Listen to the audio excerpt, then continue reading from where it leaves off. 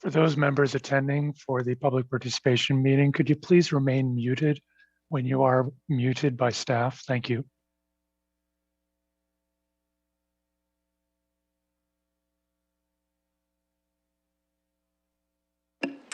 Good afternoon, everyone, and welcome to the third meeting of the Planning and Environment Committee.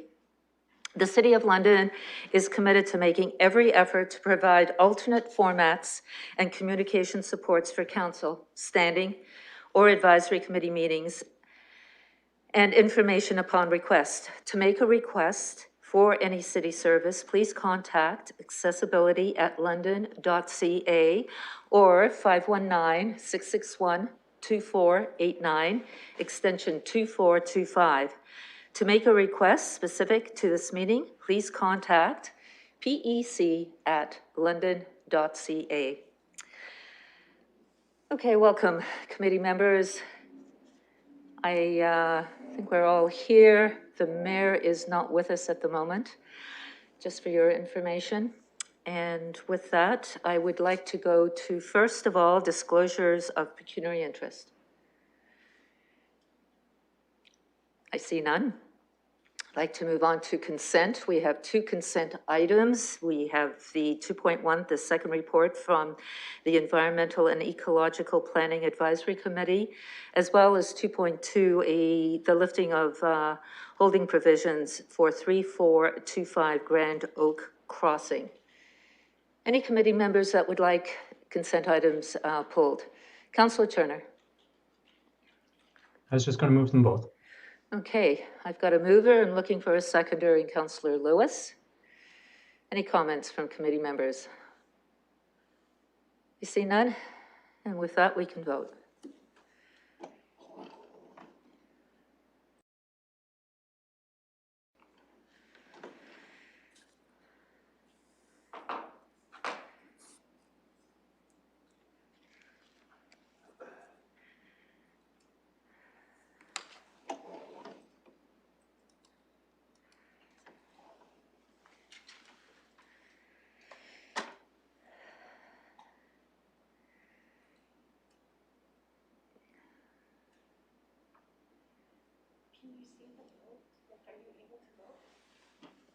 I just did, yeah, I just did. I voted, yes.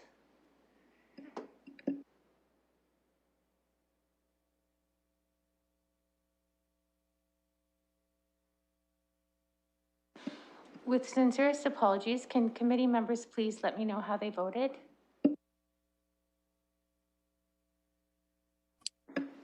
Councillor Turner? I voted yay, but on the screen, I actually have two voting in progress bars in progress right now. And so do I. So Councillor Hillier votes yay. Councillor Turner votes yay. Councillor Lewis? Yay. Councillor Lehman? Yay. Closing the vote, the motion carries 5-0. On to scheduled items. Our first scheduled item is 3.1, a public participation meeting regarding housekeeping amendments to secondary plans. I'm looking for a mover to open up the public participation meeting. Councillor Turner, seconded by Councillor Lehman. And we'll try voting this time on screen. Chair, without the benefit of e-scribe, I will vote yes. Thank you. Thank you, Mr. Mayor, for being here. We have a full committee. Perfect. And nice people as well.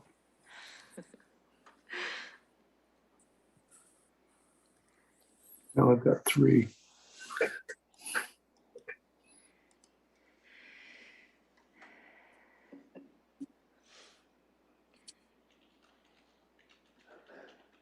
Councillor Hillier?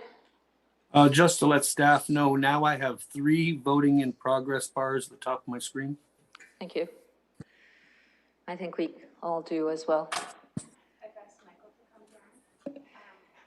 So I will Until we get our technology fixed with our voting, I will go around the screen here first. Councillor Turner, how are you going to be voting? Opening up the PPM. Yay. Councillor Hillier. Yay. Mr. Mayor. Yes. Councillor Lewis. Yay. Councillor Lehman. Yay. And I vote yay. Closing the vote, the motion carries 6-0. And with that, I would like to go to staff. I know there's maybe a brief verbal on behalf of Joanne Lee, a planner. Is Justin Adama here for a quick verbal on the secondary plans? Yes, I'm here. Thank you, Madam Chair. So I would like to recognize Joanne Lee, who is a planner in long-range planning and research, who prepared the report for this meeting. So this is a housekeeping amendment to secondary plans for the City of London. Now, secondary plans form part of an official plan, and they provide more detailed or alternate policies that apply to a specific part of the city. A number of London secondary plans are prepared before the London plan was approved and therefore include references to the 1989 official plan. Now that we're in a position where the majority of the London plan policies are in force, a housekeeping amendment is required to update those references to reflect the city's new official plan. So the housekeeping amendments that we have today are intended to first update the references to reflect the London plan, but also correct any errors or omissions that were identified through the review of these secondary plans. These amendments do not change in any significant way the impact of these secondary plans or the types of development that may be permitted through them. So housekeeping amendments are recommended to a number of secondary plans that include the McCormick secondary plan, Old Victoria Hospital Land secondary plan, Riverbend South secondary plan, Old East Village, Dundas Street Corridor secondary plan, and the Biggs neighborhood secondary plan.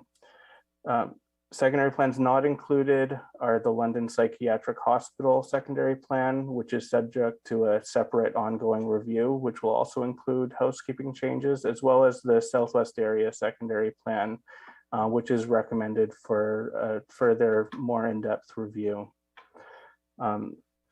So it's the recommendation with regard to the Southwest Area secondary plan is a result of some of our findings as we were going through it, where we identified some inconsistencies with the direction as compared to the London plan. It's expected that this more in-depth review will be initiated upon the completion of all London plan hearing phases, which is currently scheduled for September 22. And with that, I'm happy to take any questions. Thank you, Mr. Adama. And with that, I will go to committee members for technical questions only. I see none. I will go to the public. If there's anyone here that would like to speak to the housekeeping amendment to secondary plans. Yes. Greg Thompson. Mr. Thompson, can you hear us?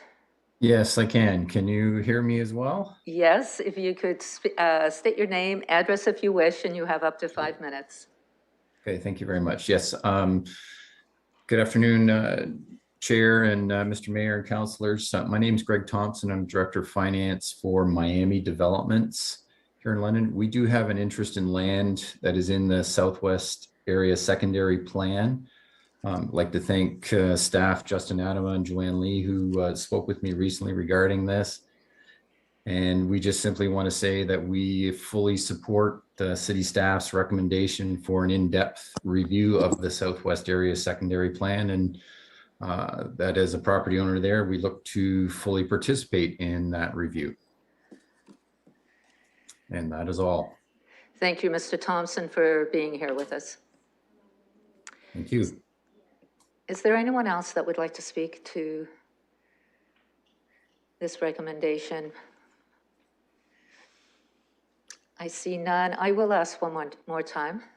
If if there's anyone here that would like to make comments on the recommendation that's being presented here at planning this evening on amendments to secondary plans. And with that, I see no further comments. I would like to go to committee to close the PPM. Looking for a mover, Councillor Hillier, seconded by Councillor Turner. I think we may go to the screen to see if the vote can go through. Chair, it's the mayor, I'll vote yes.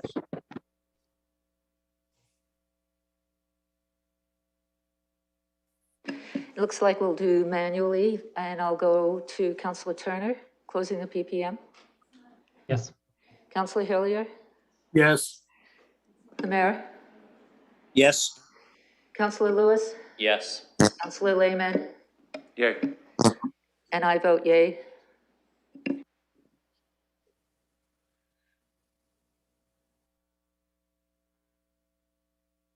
Closing the vote, the motion carries 6-0. Thank you. And with that, I would like to just remind the committee, we did receive some correspondence on this as well, just for your attention, and looking for comments. Councillor Turner. Thank you, Madam Chair. Through you, just with respect to the correspondence we received from the University of Western Ontario, I didn't see anything that would flag any concerns associated with impacts on the university, but I'm not sure staff might have some comments as to the commentary that's contained within. I note that the letter doesn't have very too much in the way of specifics. It just is looking for assurances that their general concerns, that their interests aren't impinged in any way.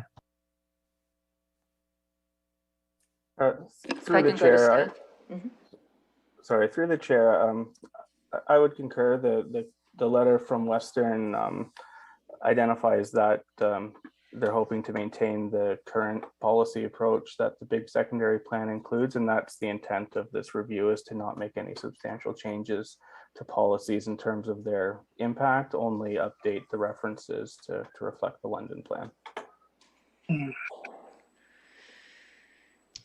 And through you, Madam Chair, thank you. I appreciate that. It's thorough. It must have taken a lot of work to kind of match old and new and do all the red line revisions. So it's helpful, and it's nice to see us moving towards a fuller implementation of the London plan. Thanks. Thank you, Councillor Turner. Looking for other comments?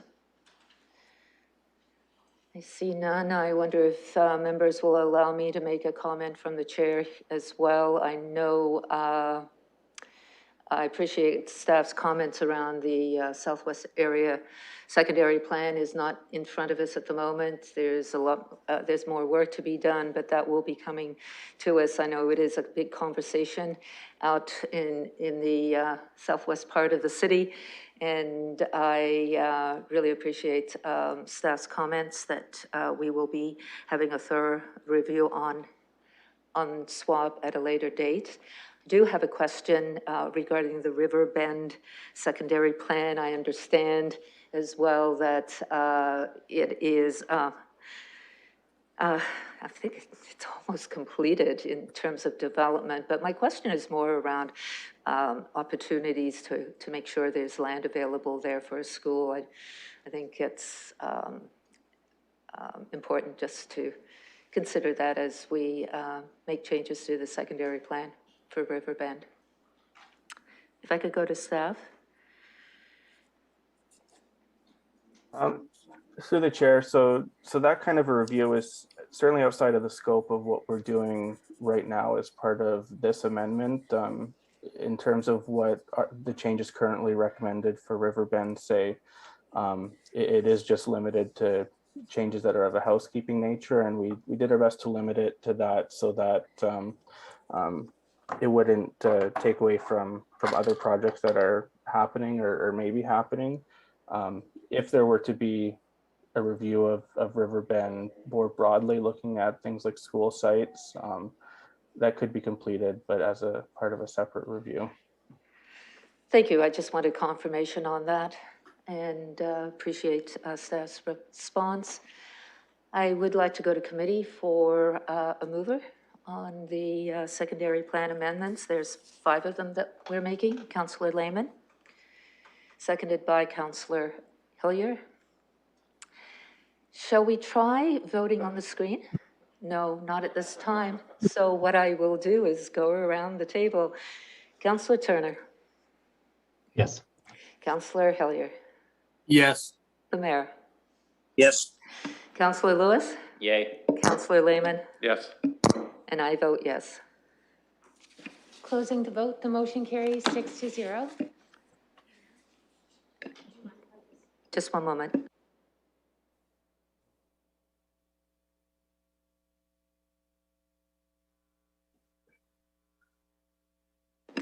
I wonder, members, if you would just allow me to ask if we can have a 5-minute recess until we reset the technology here to be able to vote on screen. So I'm looking for a 5-minute recess. Councillor Lewis, Councillor Turner, it is 4:18. We should be back in 5 minutes. Thank you. Oh, Would they like- Councillor Hillier? Yes? Would they like us to talk off during this period so they can reset? Just so we should exit eScribe, all of us then, and come back in 5. Okay. Thank you for asking that question. Councillor Turner? Just a vote on that, Madam Chair. Yeah, can we do a vote? Councillor, for recess, Councillor Turner? Yes. Councillor Hillier? Yes. The mayor? Yes. Councillor Lewis? Yay. Councillor Lehman? Yes. And I vote yay, and we'll be back in 5. Thank you.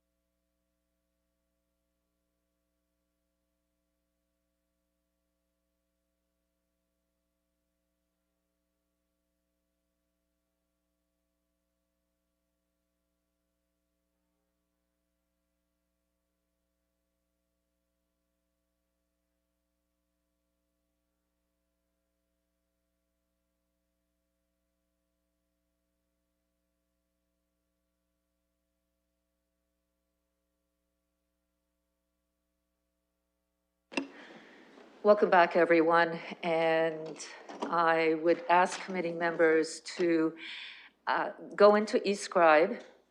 We will not be voting, but you should be able to pick up your agendas. We will be doing verbal votes only until we're able to fix the problem, but you should be able to pick up your agenda.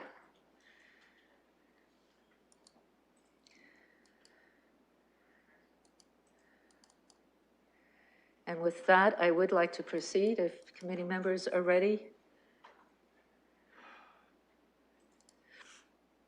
And we'll move on now to the second public participation meeting, which is a zoning amendment at 3207 Woodhall. We do have a verbal update from staff. This is a request to rezone the subject property to facilitate a severance of woodlot to the Thames Talbot Trust for conservation. I am looking for, to open up the PPM.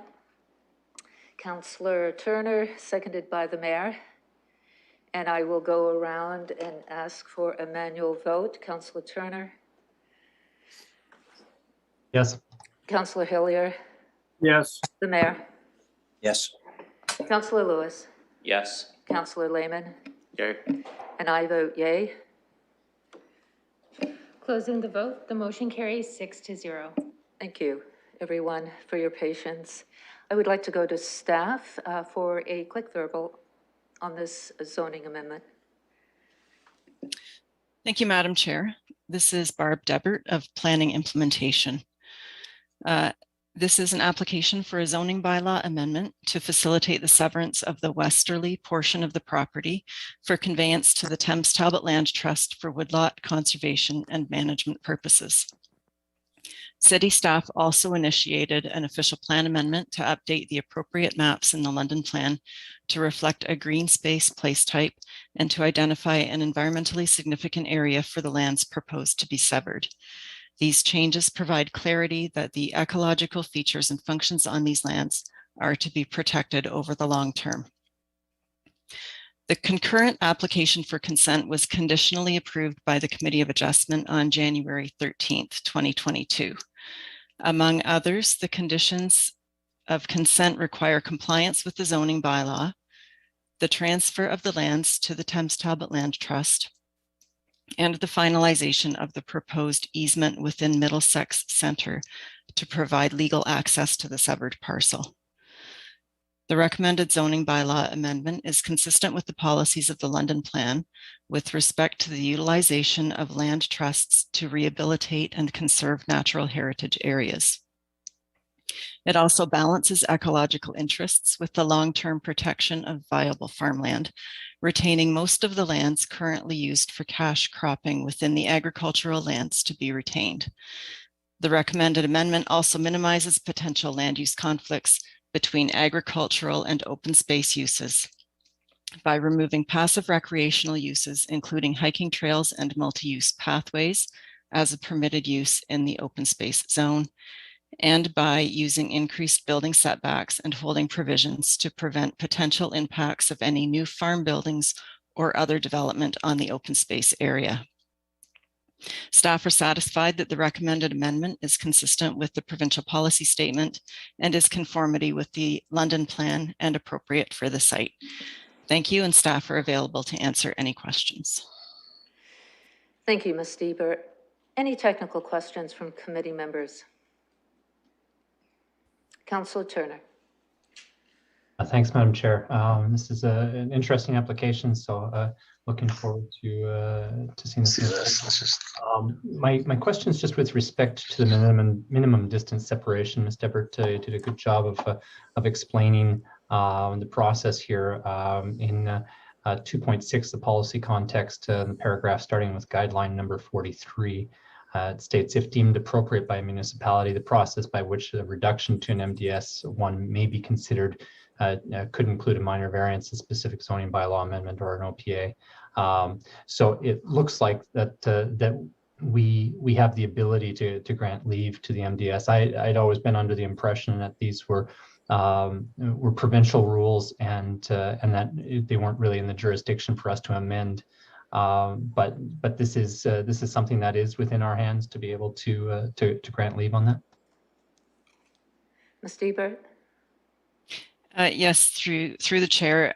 Yes, this is what we consider to be a unique circumstance where the application of the policy allowing us to grant leave to the MDS policies would be completely appropriate. Great, thanks. That's all I have. Thank you. Any other technical questions from committee members?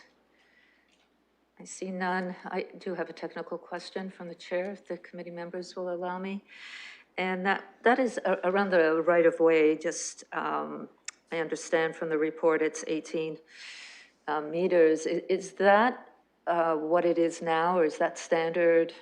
Just wondering a little bit more information on the right-of-way that's being dedicated.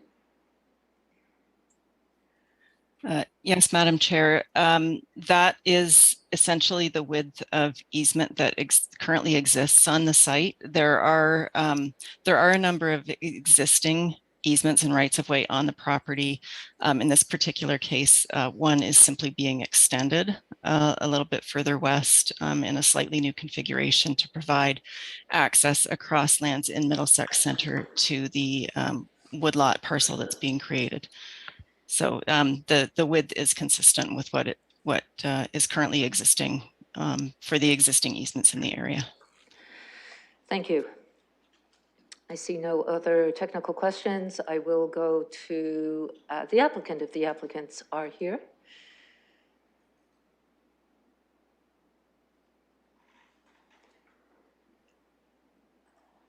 Yes, we are here. Wonderful. Please state your names and your address if you wish, and you have up to 5 minutes. Welcome. Thank you. My name is Karen Osens, and I live at 3207 Woodhull Road. I would like to thank you for giving me this opportunity. The Thames Talbot Land Trust, TTLT's mission is to protect, conserve, and restore nature. And by doing so, contributing to a stable climate, human well-being, and healthy habitats for all species. Daria Kozinski, Executive Director of Thames Talbot Land Trust, is in attendance and would be happy to explain any questions you may have about the land trust. If you look at the map of the property, you will see that over half of it consists of wetlands and woodlands. We have left this area undisturbed and let Mother Nature look after it, and she has done a very good job by keeping an ecosystem intact and providing a secure habitat for the plants and animals that live there, many of which are species at risk. We are now making this application for severance, so we can donate this land to TTLT so that the trust can make it possible for Mother Nature to continue her job in perpetuity. A founding member of the trust, Mary Kerr, stated, "A land trust is really a promise made to future generations. The completion of this severance will make it possible for us to donate these lands to TTLT and will help fulfill that promise. It will also help contribute to the City of London's Climate Emergency Action Plan and to Canada's promise of protecting 30% of the wild places by 2030. I would like to thank everyone who has worked with us and will continue to work with us to complete the necessary steps to finalize this requested severance." Thank you very much for giving me that opportunity, and I'm sure Daria can answer questions if there are any of those for Land Trust. Thank you, Mrs. Osens, for being here. And I will go to committee members since we do have a representative here from the Talbot Land Trust for any technical questions that they may have. I see none. Mr. Mayor, technical question? No. Yes, I do, Chair. To the folks from the Talbot Land Trust, how does this very thoughtful donation of land, how does that mesh with the longer term plan of the the Talbot Trust lands. Is this a piece segregated from, or is this congruent to other space? Hi, thank you very much for the question. So the Thames Talbot Land Trust has a land securement strategy that we work on. And so every parcel is prioritized for securement. So these lands, there is 2 concurrent severances. So one is in Middlesex Center, right adjacent to the City of London parcels. So both of them are being severed and donated to Thames Talbot Land Trust. So the final nature reserve will consist of both of those parcels. But the Dingman Creek corridor is one of the priority areas that Thames Talbot Land Trust is focusing on because it is an important wildlife corridor and it has very high biodiversity. So it is one of our focal strategic areas for securement. And through you, Chair, thank you for that. And through you, Chair, the fact that we're crossing 2 municipal regions there, does that add any level of complication, or is that what we're basically sorting out in part through this process tonight? I'm not sure if that's, to be fair to the Thames Talbot Land Trust or to staff. I'm not sure, actually. So it is a technical question. I wonder if staff would be more appropriate to answer that question. Yes, thank you, Madam Chair. Actually, we've been in discussions with the Ozens for about 4 years now on this proposal. And from the beginning, when we started going out and looking at the site, we were coordinating with staff within Middlesex Center. So we have been in communication with them throughout the process to ensure that what is happening on both halves of the municipal boundary is well coordinated. So back through you, Chair, to staff then, and Middlesex Center, no issues there. That is going as expected as well, to your knowledge. Yes, it is. As far as I know, sorry, through the chair. As far as I know, the Thames Talbot Land Trust intends to finalize the approved severance in Middlesex Center very shortly. And there is a need for them to create that easement within the Middlesex Center lands prior to the completion of the severance within the City of London. We wanted to make sure that that easement would be available before we created what in essence is a landlocked parcel. So Chair, through you again, if I can ask staff, I'm going to presume Middlesex Center will be pleased to oblige. But if there's any complication there, what impact would that have on this particular application that we are looking at tonight? We don't have any expectation that there will be an issue. Middlesex Center approved the consent conditionally for the other half of the lands in 2021. And the applicants, as I understand it, are currently in the process of meeting all of Middlesex Center's conditions for consent. And as far as I know, everything is going very smoothly with that. Thanks. That's very helpful to understand that with the other municipality. Thank you, Chair. Thank you. I will now go to the public. If there's anyone here that would like to speak to this recommendation, please come forward with your comments. I'll ask one more time. If there's anyone here that would like to speak to this recommendation, please come forward. I see none. Therefore, I will ask to close the public participation meeting. Looking for a mover in the mayor, seconded by Councillor Turner. Councillor Turner, we're doing a verbal. Yes. Councillor Hillier? Yeah. The mayor? Yes. Councillor Lewis? Yay. Councillor Lehman? Yes. And I vote yes. Closing the vote, the motion carries 6-0. And with that, I'd like to go to the committee for a recommendation, comments. Yes, Mr. Mayor. Thanks very much. You know, these kinds of donations come up infrequently. So this gives me an opportunity to say to Karen and Eric Ozens, thank you. I think that this is a very generous and significant donation to the Thames Talbot Land Trust, but also I think for what we are trying to do as a community as well. So I'd like to give a huge shout out to them thank them for their kindness and their tremendous generosity. Thank you. Councillor Turner. Thank you, Madam Chair. I'd like to echo the Mayor's comments on that. And to the Thames Talbot Land Trust. You play a really important role in our community, especially with the preservation of Carolinian forests and our ecosystems and environmentally significant lands that exist in private holdings. The development pressures that we'll see to the west of the city will start, especially in the southwest, will be starting within the next decade. Gifting of lands to the land trust helps to reduce some of those pressures on our sensitive ecosystems. So thank you for that. It's nice to be involved in one of these. I think now in 7 years on council, this is the first one that's come across while I've been here. So it's nice to be involved with that. So thank you. Thank you. And Councillor Lewis. Thank you, Madam Chair. It's certainly the first one I've seen in the 3 years I've been here. So I'll just say I agree with what the Mayor and Councillor Turner both said. I think we still need to move in second the staff recommendation, so I'm prepared to move that recommendation.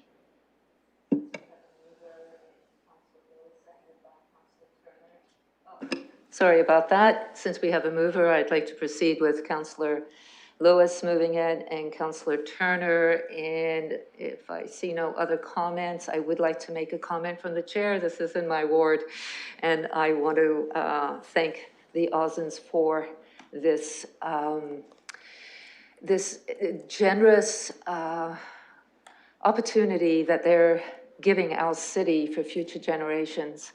It is something that we do not see very often here.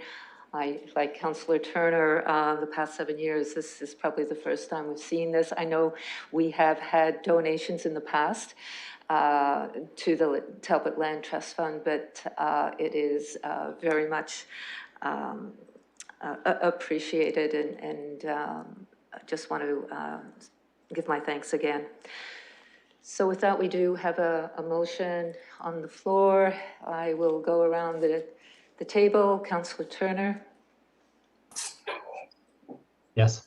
Councillor Hillier. Yes. Mr. Mayor. Happily, yes. Councillor Lewis. Yes. Councillor Lehman. Okay. And I vote yes. Closing the vote, the motion carries 6-0.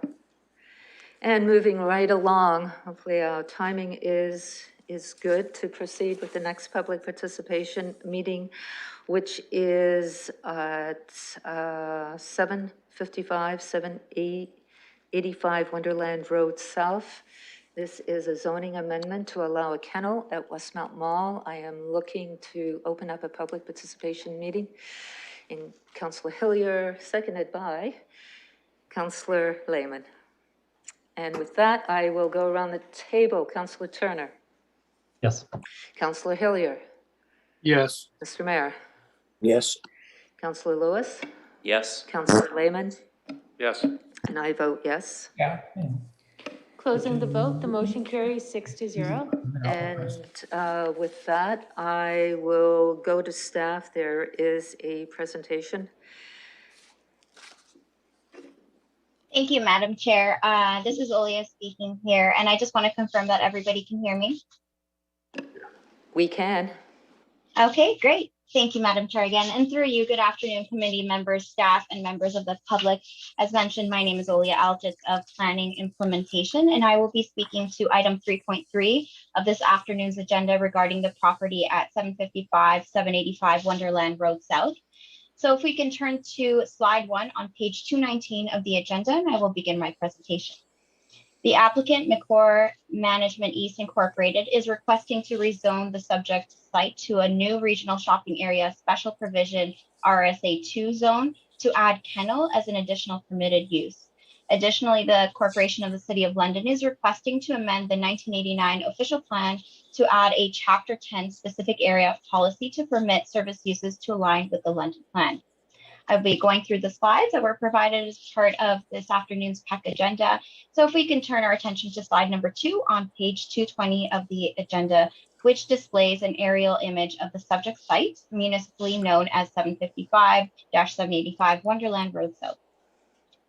The subject site is located in the northwest corner of the Wonderland Road and South and Viscount Road, otherwise also known as Westmount Mall, an existing 2-story enclosed shopping center. A range of existing current uses include retail, office, gym, and movie theater. Throughout time, the mall has experienced a number of vacancies as the retail market changed and former retail tenants relocated to other commercial areas. Approximately 37% of the mall is currently vacant. The surrounding land uses include to the north, a place of worship and low density residential, to the east, low density residential, to the south, institutional, and to the west, commercial and high density residential. Moving forward to slide number 3 on page 221 of your agenda, I will be speaking to the details of the proposal. The kennel use proposed to occupy approximately 450 square meters of vacant space within the existing shopping center. No development or site alteration is proposed aside from the modifications to the building facade and construction of a small outdoor area to be used as a pickup and drop-off space. If we can now turn our attention to slide number 4 on page 222, we'll see a site plan outlining where the proposed dog kennel, otherwise known as Dogtopia, will be located within Westmount Mall. The range of services that would be provided include daycare, overnight boarding, and spa grooming services. The services would be strictly provided for dogs and only currently do not extend to cats or other household animals. At full capacity, the kennel would accommodate 72 dogs spread over 3 rooms. However, it is important to note that locations in the Greater Toronto Area average approximately 25 to 35 dogs daily, which is approximately 50% capacity. Overnight boarding would accommodate up to 8 dogs at a maximum. A noise control plan and waste management plan were submitted as part of the complete zoning bylaw amendment application to address issues related to noise and animal waste. If we can flip to slide number 5 now on page 223, where I will speak to the overview of the policy of the subject site. So within the London plan, the subject site is within the shopping area place type where the proposed kennel is contemplated as a service use. Within the 1989 official plan, the designation is community commercial node, and the primary permitted uses do not contemplate a kennel. Within the regional shopping area RSA 2 special provision 2, the zone does not permit the proposed use of a kennel. Which brings me to the next slide, slide 6, if we can flip over to page 224. The summary of the request. So the owner is requesting to rezone the subject site to a new regional shopping area special provision zone to add kennel as an additional permitted use. The Corporation of the City of London is requesting to amend the 1989 official plan to add a Chapter 10 specific area policy to permit service uses. So moving forward to slide number 7 on page 225, I'd like to speak to key issues and considerations. The recommended amendment is in keeping with the provincial policy statement of 2020 as it facilitates the introduction of a new use that is suitable within the existing site context. The kennel would be located within the existing building and efficiently using existing infrastructure and uses. It contributes to an appropriate range of mix of uses to meet long-term needs and supports opportunities for economic development. It also provides a use or a service that may otherwise be inaccessible to residents within the urban area of the city, thereby reducing the length and number of vehicle trips. Also within the London plan, the proposed kennel use is contemplated in the shopping area place type as a service use. If we can now turn our attention to slide number 8 on page 228, which speaks to proposed operations and animal welfare. So there was a noise control plan and waste management plan that was submitted, and staff is satisfied that the strategies will mitigate the impacts associated with noise and waste. There was also concerns that were raised by members of the public regarding animal welfare, such as appropriateness of a kennel within an urbanized area with the majority of operations within an indoor setting. Staff is satisfied that the proposed playrooms offer ample opportunity for exercise and socialization for the dogs, who otherwise may be alone indoors and at home during the day. If we can turn our attention now to slide 9 on page 227 regarding dog licensing and control bylaw. So upon application for a dog kennel, the London Animal Care Center does require the following. We would need proof, they would need proof of zoning approval, proof that the applicant is Canadian Kennel Club registered, and proof that the applicant is incorporated under the Animal Pedigree Act. And lastly, slide 10 on page 228, our recommendation.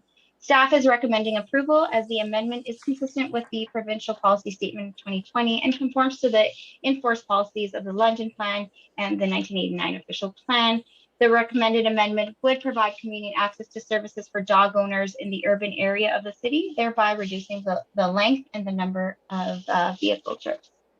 That is the end of my presentation, and I welcome any questions that might be directed to staff. Thank you. Thank you. Technical questions, Councillor Turner. Thanks, Madam Chair. Thanks for the report. A couple times through the report, it's mentioned that waste management plan and noise control plan have been submitted to staff and that they're satisfied. I'm just curious, most specifically about the details of the noise management plan. There's residential properties just to the south, sorry, to the north of the property here, and I'd imagine there'd probably be a fair amount of echo. So. One, what the plan is specifically, or at least some broad strokes of it, and two, what recourse residents who might have concerns about those noises should those become problematic for them. Thank you for the question, and through Madam Chair, if I can actually get the applicant agent Casey, who is present here today from Zelenka Ppm, to respond to that concern and question.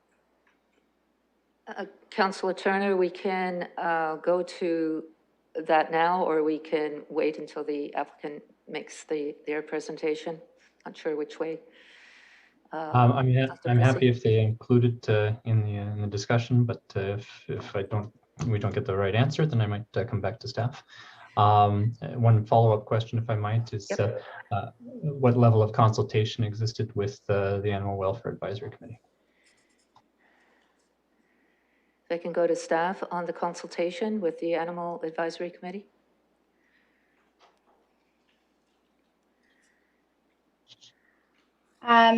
Thank you, and through the chair, I may defer that to my manager, Heather McNeely. Thank you for the question. That is something that I'd have to take a look at the file. I'm not directly involved with the day-to-day, and the planner that was on the file is on maternity leave. So if I may take a few minutes, and if we can proceed with other questions, and then I'll take a look. Thank you, Ms. McNeely. We can proceed with other questions. These are technical questions. Councillor Turner?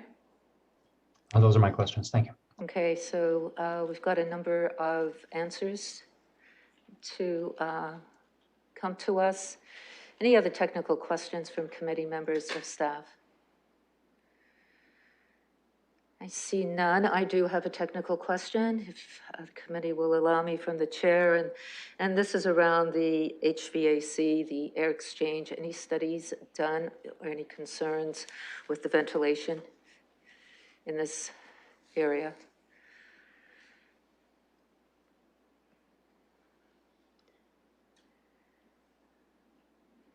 This is a question to staff. Thank you, Madam Chair. It's Greg Dart speaking. Probably while Ms. McNeely is trying to find the answer on the other question, I'll take a quick cut at that one. We did not go to any explicit or specific HVAC concerns. I'm not too sure what might be in the waste management plan, but the HVAC issues would be addressed through the property owner. I could give you examples of, there are lots of uses within enclosed shopping centers that emit odors. Some of them people like, some of them don't, but this is not something that, as related to the zoning, that we actually went to an examination of the HVAC system. Thank you for that information. I would like to now proceed to the applicant, if the applicant is here. Good afternoon, Madam Chair, members of the Planning Committee, Mayor, members of staff, and members of the public. My name is Casey Kolchicki. I'm a senior planner with Slavinsky Preamble Limited, representing Macor Management and Dogtopia on this proposed zoning bylaw amendment. I just want to extend a thank you to Olia and Catherine, who were the planners handling this file. We've had a chance to review the staff report and its recommendation, and we are in agreement with its recommendation here tonight. To go back to Councillor Turner's questions with regards to the noise mitigation measures, I'll lead off by saying, as part of this proposal, there's no outdoor play space as part of this proposal. It's an interior facility. There is a small outdoor space that is used for drop off and pickup of the customers, the dogs, if you will. But the actual playrooms are all internal.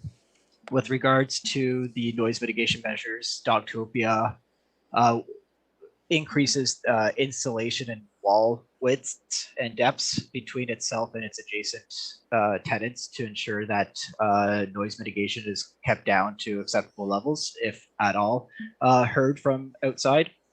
There's also no vision glass from the outside into the play spaces, again, just to avoid the noise from spilling out into any sort of public area to avoid those impacts. And then with regards to the HVAC system, Dogtopia, as part of their day-to-day operations, do install a upgraded HVAC filter system into their unit to filter out the dander and smells associated with high active dog activities. So these types of uses, Dogtopia specifically, have successfully opened locations in other shopping centers in downtown Kitchener, as well as the GTA, to much success around the mitigation measures that they use. I will note that I am joined tonight by Erica Ness and Michael Waitzer of Dogtopia, who can also assist in answering any operational questions that planning committee members may have or members of the public may have. I think I'll leave it at that. And if there are any additional questions, myself, Erica, and Michael are on hand to address them. Thank you. And are there any technical questions of the applicant from committee members? I see none. I will now go. I'm sorry, Chair, I do have a question. I apologize. Mr. Mayor, we're looking for technical questions of the applicant. Yes, thank you. As it relates to the shops that they have in place in other communities, has there been any concern expressed about odors and the like that have been brought forward? Through you, Madam Chair, I will look to Erica or Michael to address some of the other Dogtopia locations. Thank you. So I'm happy to answer that. We have 17 locations across Canada, several in the GTA, and have had no complaints. We install considerable HVAC units, about 1 ton per 250 square feet of footage, and we exchange the air about every 11 minutes. So we're constantly keeping the rooms fresh. Thank you. And through you, Chair, the question as it relates to odor management in your 17 shops across the country, have there been any complaints registered as a result of that? No, sir.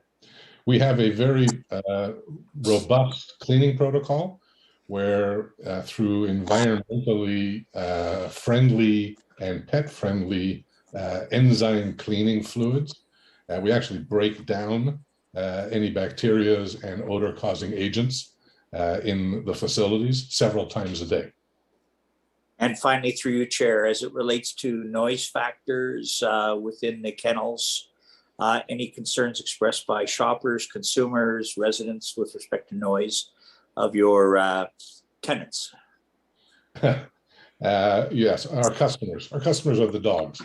Yes. We actually are insulated well. The building is typically a concrete structure to start with. We then soundproof the walls. And so to date, we have had no complaints of noise. We do get some barking on the way in and on the way out, but no different than dogs walking on the sidewalk in a neighborhood. And perhaps, Chair, I apologize, one final question. And I had read the report with respect to resident concerns with regard to mobility. You'll know that kennels on the periphery of our city will often have external space for the dogs to run outside, fresh air and the like. Have any of your customers, owners, had any concerns with respect to that they've expressed? It's a debate. We do get some customers that ask about outdoor space. Our model currently, in the majority of cases, particularly in Ontario, where the weather is not always conducive to dogs playing outside, is all indoor space. We do have some in the US in southern climes that have outdoor space. Thank you for that. I appreciate that from the owners. Thank you. Thank you. Any other technical questions from committee members? Councillor Lehman. Oh, thank you. And I'll just follow up a bit on that one. Again, it's the unknown unknowns that concern me here. Everything, my concerns have been pretty much answered with the question so far. But this is a zoning question, so I guess in light of, there is obviously consideration at some point in the future of perhaps an outdoor space. If this zoning rezoning was approved, could they add an outdoor space without coming back to the city for another zoning amendment? And this is technical questions for the applicant.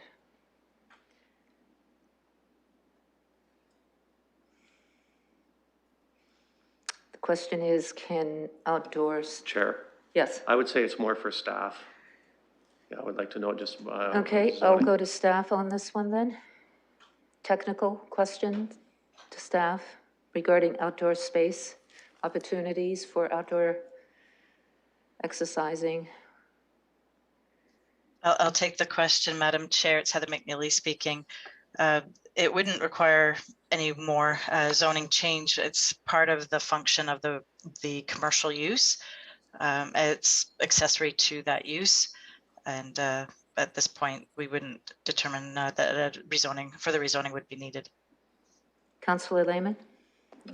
Thank you. So I just want to make sure I've got it straight. At this time, we're approving this without, we're concerned about noise, odor, et cetera. But it's all based on being mitigated by being inside.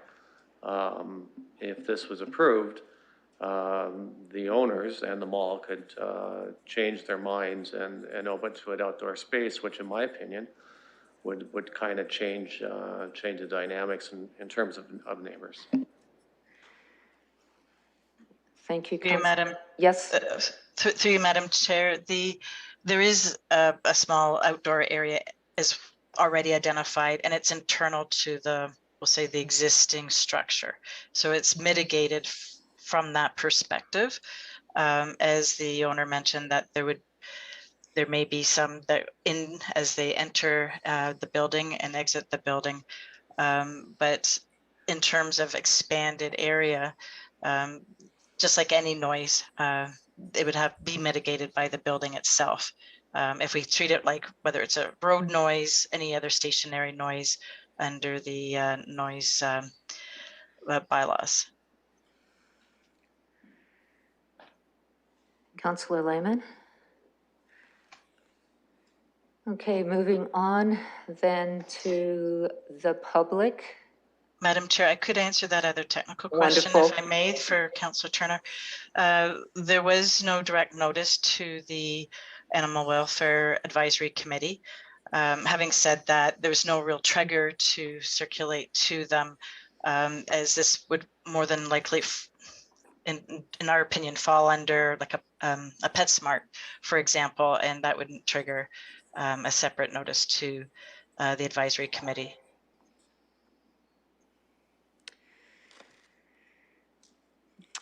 Okay, thank you for that information, and I'll move on now to the public. Councillor Van Meerbergen is here. We are at a public participation meeting at the moment. We've just heard from staff, technical questions. We've also heard from the applicant, technical questions. I would like to proceed to the public. There will be an opportunity once we close the public participation meeting to go back to you and speak to the recommendation and ask for the questions of staff. That's usually the process that we take here. Sure. I currently have what I think is a technical question. Would this not be the right time? If you could hold on to Yeah, okay, I can hold. that question, I'd like to hear from the public first, and then we'll close the PPM and we'll go from there. Thank you. I'd like to now go to the public. Edward Slavinsky, if you could please unmute.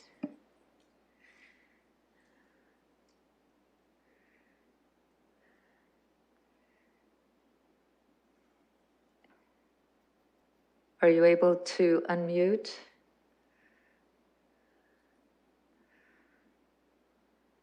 And I'll ask one more time. This is the chair asking. Good afternoon. Good afternoon. My name's. Yes, thank you. Please proceed. I just want to let you know that if you can give your name and address if you wish, and you have up to 5 minutes. Please proceed and welcome. Good afternoon. My name's Edward Slavinsky. I live at 743 Woodcrest Boulevard, which is at the west end of the mall. First of all, I would like to say good afternoon, Madam Chair, and to the mayor and councillors. What my concern is that with a dog kennel, the ones that are in use or in the city at present are at the exterior locations of the city. We don't have anything in the center. Secondly, the air circulation, I realize that they're going to have an excellent air circulation, but as we all know, COVID is spread by airborne, and I'm wondering how that will affect even just the exterior of the building with people coming and going, as well as the Super King, how the interaction between the air exchange and the animals.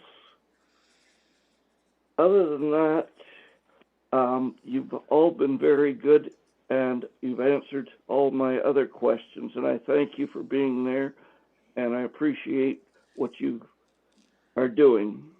Thank you. Thank you, Mr. Slavinsky. Is there anyone else here from the public that would like to make a comment on this recommendation? I'll ask one more time. If there's anyone here that would like to make a comment, please come forward. I see and hear none, and with that, I would like to ask to close the public participation meeting. Councillor Lehman, seconded by Councillor Lewis, and I'll go around the table for a verbal. Councillor Turner. Yes. Councillor Hillier. Yes. The mayor. Yes. Councillor Lewis. Yes. Councillor Lehman. Yay. And I vote yea. Closing the vote, the motion carries 6-0. Thank you. And before I go to the ward councillor, Councillor Van Meerbergen, I would like to just follow up with one of the questions that was asked by the public regarding the air circulation and the proximity to the supermarket and any concerns of the air circulation being close to the supermarket. And I'll go to staff for that question. I'll attempt to answer the question, Chair.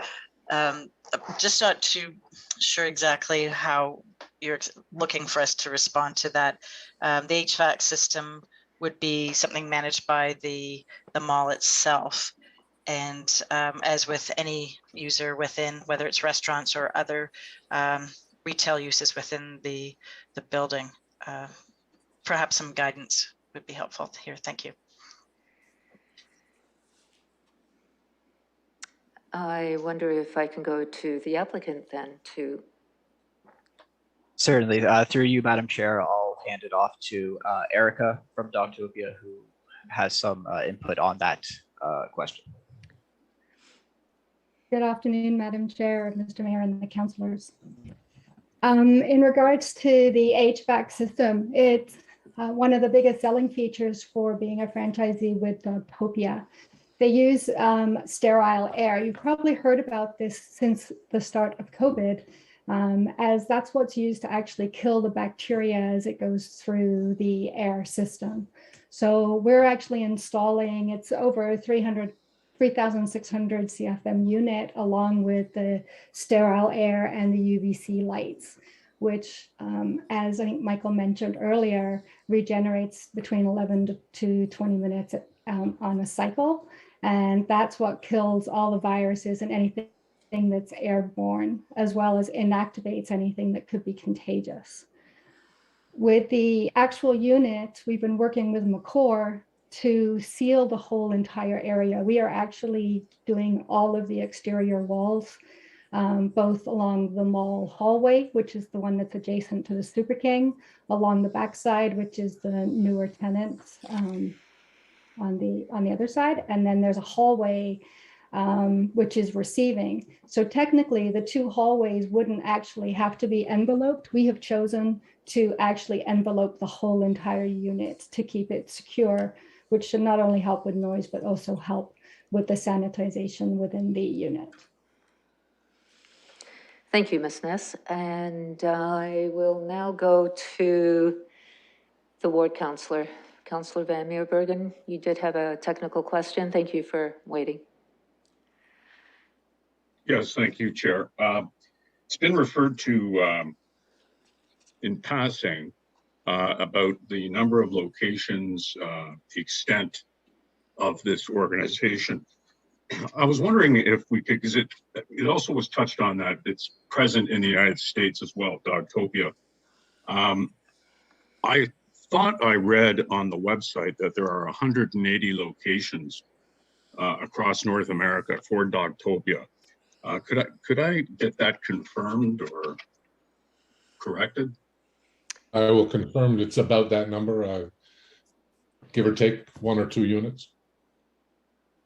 Okay, thank you very much. So clearly, this is an organization that knows what it's doing. To have a size of this magnitude across North America. Madam Chair, I'm just wondering if this is the time when I could give comment, or should I wait?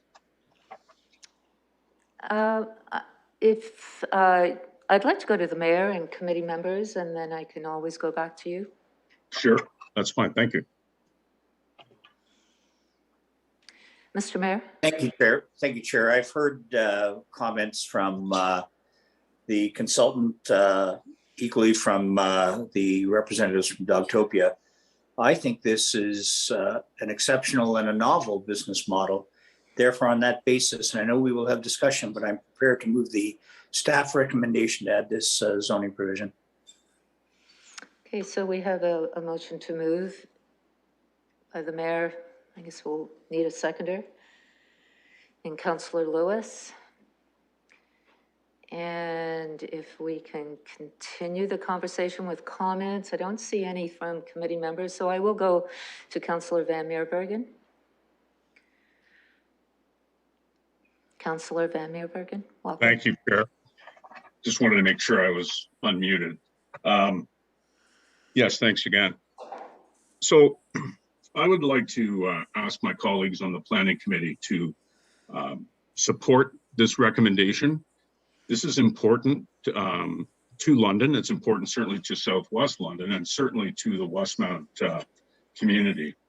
Westmount Mall is a center. It's in the veritable heart of Westmount, and it's an economic generator that is so important to Southwest London. And bit by bit, it's reinventing itself. And I have to give a lot of credit to the management team that looks after Westmount and is repurposing this mall. It's on the path to a real renaissance. And this Dogtopia addition to the mall is a big step in that direction, and the direction into that renaissance. And again, it's very important for our area of the city and certainly Southwest London. So again, I'd ask for your support for this. Thank you, Councillor Van Meerbergen. Any other comments from committee members? Councillor Turner. Thanks, Madam Chair. I agree. I think the use opportunities here are innovative, and it's this is a little bit unlike the request that was associated with the office space because there's a conflict with that inherent in our office space policies and some of the key strategies that we have in terms of trying to consolidate office space and commercial office space in the core. In this circumstance, it's underutilized space. It's not. It doesn't have conflict with our policies, and makes a lot of sense. I had the two concerns. One is the one of this not having a lot of outdoor space for the dogs. One of the code of practice for the Canadian kennel operations. One of its points: any primary dog enclosure has the ability to get outside. So it provides distinct activity area large enough to allow dogs to exercise, socialize, play freely with other dogs, and allowing access to outdoor when weather permits.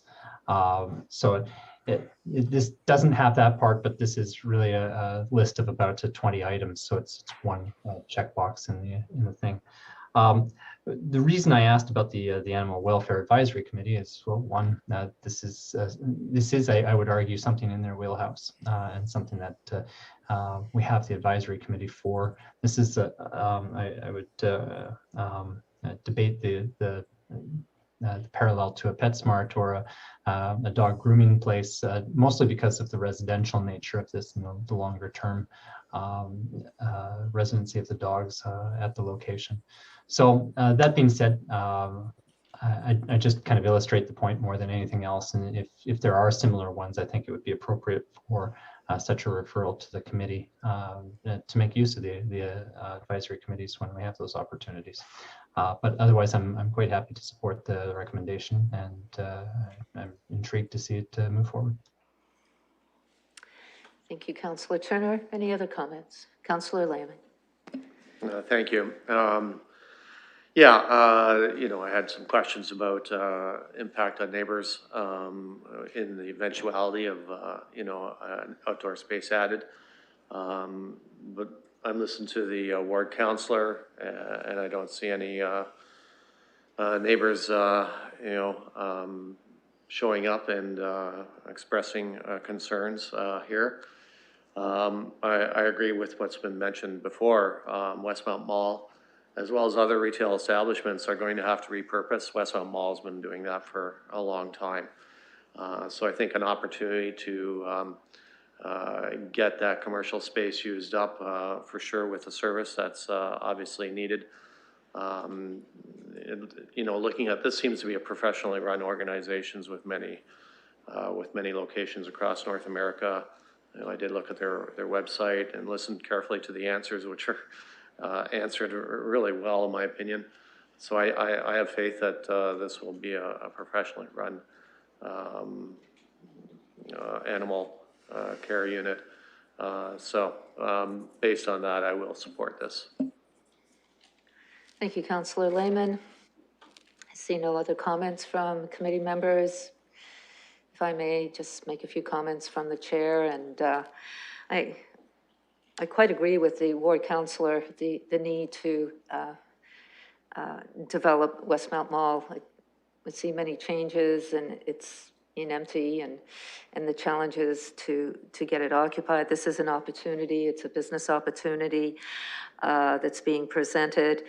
I do still have reservations, though, and I'm supportive of the recommendations. Our policies allow and support something like this moving forward, but it just seems to me there's a lot of unanswered questions. Maybe it's because it's new to our city, this type of a business going into a mall, but I do have concerns as we do approve this, the process moving forward and opportunities to open it up outdoors. This mall sits right in the middle of a residential area, and I do have those concerns, but generally speaking, supporting the application moving forward. Thank you.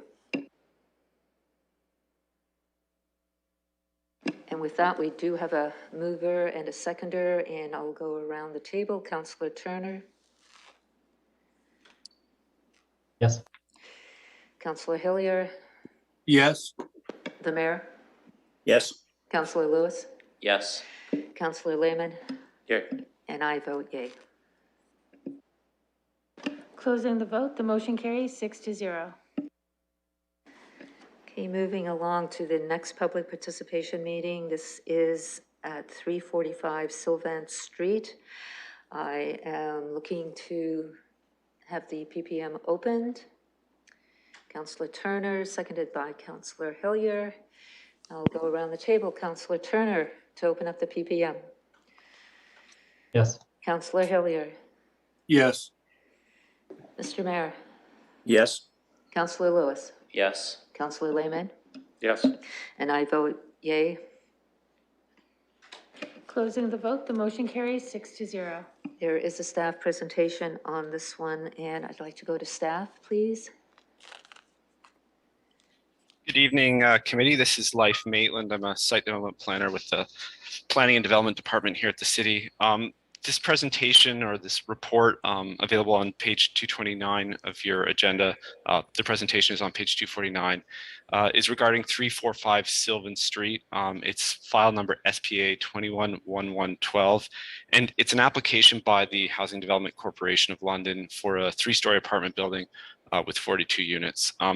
This is the implementation phase of a previous application, the application being made at the end of 2020 and being heard in March of last year, where we approved an official plan and zoning bylaw amendment to allow for this use. That application was appealed, and the appeal was dismissed by the Ontario Land Tribunal in November. In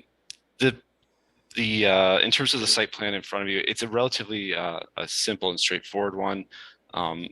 I would like to just kind of finish off my remarks by addressing 3 of the site plan issues that were brought up, both by the commenter who commented in advance of the deadline and the subsequent letters that are on the agenda tonight. So there's 3 basic issues that were raised. The first, lighting. The second, kind of fencing and privacy, if you will, and the third being trees. With regards to lighting, a photometric plan was provided with the application. It was reviewed. In those, we look for 2 things. One is light trespass onto neighboring properties, and the other is the fixture type to ensure that light is being directed down for bird friendly, among other reasons. In the instance of this one, there was some slight trespass along the south property limit, and we're anticipating a second submission that addresses that by the applicant. The second and third issues, we had a meeting with the applicant last week to discuss these. With regards to fencing, the applicant indicated that the chain link fence that they proposed or was shown at first submission along the entirety of the property is a first cut, if you will, a first draft, and they would be welcome to feedback from the committee if there was in terms of what other fencing would be required. They're anticipating a further review and a second submission that may not may not match the chain link fence for the entirety of the property. The third set of comments were around trees with regards to privacy. I would note this site plan has a very significant amount of retained trees. It's well in excess of 90% of the trees that are on site, with only non-native and dead trees being proposed for removal. One additional note is that along the east side, the trees that are currently on site were not shown on the plans. The applicant, in our conversation with them last week, indicated that they're not intending to remove any of those trees. So the entirety of those trees that are not shown on the plans will be shown on subsequent plans and are intended to be retained. So I'm aware the applicant and some of their professionals are available as well for comments. And with that, I'll finish my comments on this file. Thank you. Thank you, Mr. Maitland. Any technical questions? I see none. I will go to the applicant, if the applicant is here. Yes, good afternoon, Madam Chair, members of the committee. It's Harry Frusios from Zelenka Priamo. I'm here this afternoon on behalf of the Housing Development Corporation, and we also have other members of our consultant team available to answer any technical questions. Sally Wang from EXP and Martha Berkmans from Ron Cowdice Landscape Architects. I just want to thank staff and Mr. Maitland for his presentation this afternoon, for processing the application, and also for speaking to the comments that were made by members of the public. We agree, obviously, with the presentation and what's being brought forward this afternoon. Madam Chair, I have nothing else to add, and we're certainly able to answer any questions that the committee may have of us. Thank you. Thank you. Any technical questions of the applicant? See none. I would like to go now to the public. If there's anyone here from the public that would like to speak to this recommendation. We do have a person in committee room 1 and 2. I'd like to go to committee room 1 and 2. If you could come forward, please, to the microphone.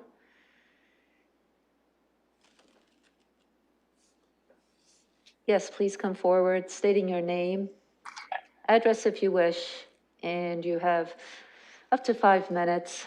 Welcome. I'm kneeling down for you. Yep, we can see you fine. Mr. Mayor, my name is Bruce Swark. I'm representing my son, who's a resident at 286 High Street, and his wife and their young family. 2 concerns, and these are directed to Mr. Maitland.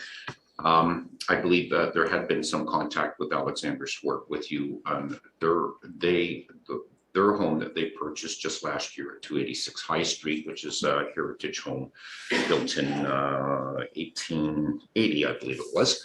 The city has lots of concerns with the property of being a heritage home, which has always been followed throughout its ownership. And they are actually only the 3rd owner of this house in the last 160 years. Very concerned about keeping the visuals of the home, but now the backyard, which they thought was a park, is now going to be a 3-story, 42-unit residence. And their biggest concern is concerns are this: they have a brand new 6-month-old baby. And there is an in-ground pool in the backyard that pretty well goes right to the fence line that abuts the development site. They would like to see not a chain link fence because it does not offer privacy as far as visual privacy nor sound privacy from 82 units next door, which could easily be 80 people. Not too sure how many people would be living there, but their suggestion is that they would like to see something much more substantial to protect the visual and sound barrier, maybe a wood or concrete or whatever type of fencing would be best to deliver that to them. Another concern that they have are the landscaping and the trees that are in that area or to be placed in that area. I think the landscape plan had for deciduous trees, they don't think that's very appropriate, being that they have a very young child, a female that's 6 months old. and an attractive life. That's about 30. They would like to see something much more substantial there to offer them some privacy from third floor residents, or right where their property backs into, there is proposed a garden area. Our suggestions are, in speaking with some landscapers, is to go to an evergreen type of tree at a minimum of an 8-foot height.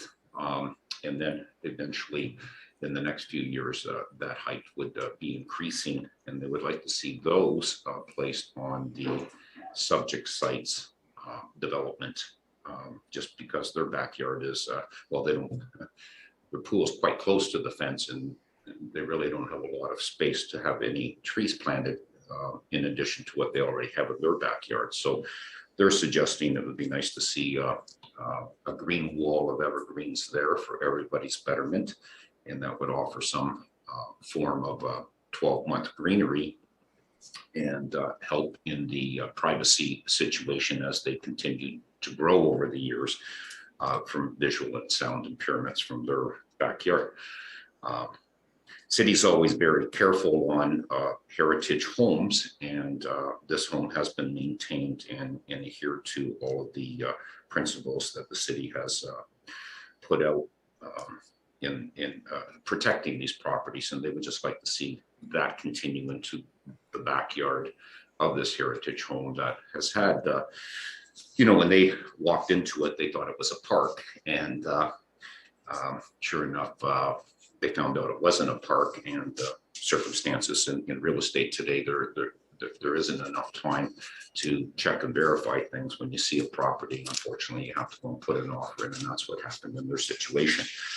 Regardless, that's the opinion of the owners of that 286 High Street, which immediately back onto this property. Thank you for your time. Thank you. Is there anyone else here that would like to speak to this recommendation? I see none. I'll ask one more time if there's anyone here that would like to speak to this recommendation. And with that, I am looking to close the public participation meeting. Councillor Hillier, seconded by Councillor Turner. And I'll go around the table. Councillor Turner to close the PPM. Yes. Councillor Hillier. Yes. Mr. Mayor. Yes. Councillor Lewis. Yes. Councillor Lehman. Yes. And I vote yes. Closing the vote, the motion carries 6-0. Thank you. And I just want to remind everyone here that these comments that we've heard here from the public will be going to staff will be taking these comments and moving them forward through the site plan process. It's really important to understand we're just looking for comments at this time. The zoning already has been approved on this site. So with that, I'd like to go to the ward councillor, Councillor Turner. Thanks, Madam Chair. Thanks to staff. Thanks to the community for your submissions and for your input into this. If you might recall, a while back we had the zoning meeting for the site, and there was some significant public interest in this file, and so we added to the H5 holding provision, which allowed for public participation meeting on the site plan. So that's what we're talking about tonight, is taking a look at the site. I think there's a number of really very positive pieces in here. I think the community garden is a really interesting piece to add to the amenity space. The retention of trees is great to see as well. We don't typically see that level of retention. I think one of the things that helps with that is that it's a previously developed site, so the footprint of the building doesn't take up a lot of space where there would have been trees previously. The main concerns, there's a number of concerns, and I'm not going to be able to address them all, but kind of the key concerns are ones that are things that we can address likely through site plan. One of them is privacy, and the second is site maintenance, and third is the mobility through the site itself. There is a fair amount of movement and trespass across the site, connecting basically the lot from Sylvan, getting out to baseline, hopping a fence, heading over towards Wellington. And I think that's one of the things that the residents and the neighbors in the area are concerned about, is that movement that allows for kind of quick ingress, egress, and kind of being able to do that a bit more covertly. The second that we've heard is a question of the trees and the way they've been maintained and how that impacts the adjacent properties.